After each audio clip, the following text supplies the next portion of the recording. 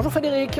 Dans la presse ce matin. On ne l'avait pas forcément vu venir, mais l'environnement est devenu le thème de la campagne des Européennes et les journaux se demandent par conséquent si Emmanuel Macron et la majorité En Marche sont vraiment écolos. Le Canard enchaîné rappelle que le président de la République a beau se dire concerné par les rapports alarmants sur la disparition des espèces d'animaux, la France est toujours un très mauvais élève en la matière. Le ministre de l'Environnement lui-même a récemment signé un arrêté prolongeant la chasse de 3 espèces d'oies sauvages. Le gouvernement soutient aussi le projet d'autoroute contournant Strasbourg, qui met pourtant en danger des espèces rares. Même chose pour le centre commercial géant Europa City au nord-est de Paris, qui va détruire des espaces naturels. Je vous renvoie à l'article du Canard qui cite plusieurs exemples. Alors, certes, l'écologie est devenue une priorité affichée de la République En Marche pour les Européennes, nous dit la Croix, avec par exemple la promesse de consacrer 1 000 milliards d'euros au niveau européen à la transition écologique d'ici 2024. Encore faudrait-il arriver à convaincre les autres pays.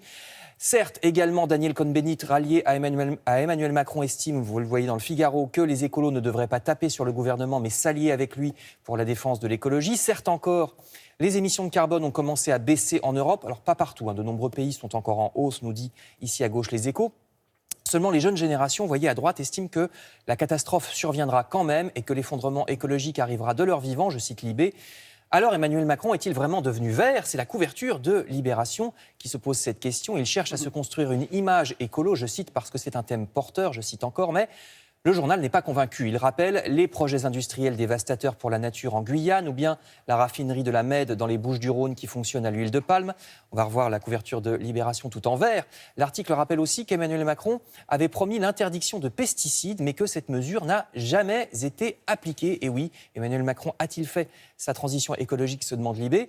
Eh bien, le gouvernement a refusé d'inscrire dans la loi française le bannissement du glyphosate en France, alors qu'il l'avait promis, je cite, idem pour la taxe carbone qui devait rendre plus cher les produits fabriqués au bout du monde et qui dépensent donc beaucoup de pétrole pour venir jusqu'à chez nous. Cette idée française n'a jamais réussi à être imposée au niveau européen. La République En Marche estime que cette fois, elle y arrivera, on verra.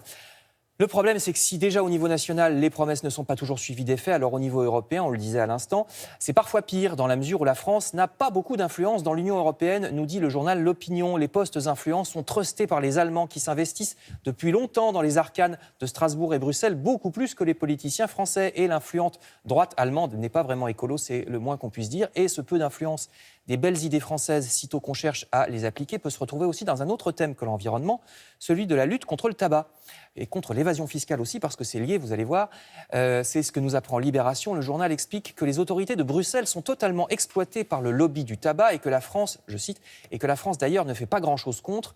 Les marques de cigarettes invitent par exemple les parlementaires européens dans des clubs d'amateurs de cigares. Les grandes multinationales de la cigarette ne payent de plus quasiment aucun impôt en France parce que les cigarettes transitent par les Pays-Bas qui font office de paradis fiscal, sans parler du nettoyage des très polluants mégots jetés dans la rue pour lequel les cigarettiers ne sont même pas taxés, contrairement aux fabricants de yaourts qui payent une taxe pour le recyclage des pots de yaourt. Je vous renvoie à cet article affligeant, une double page dans Libération.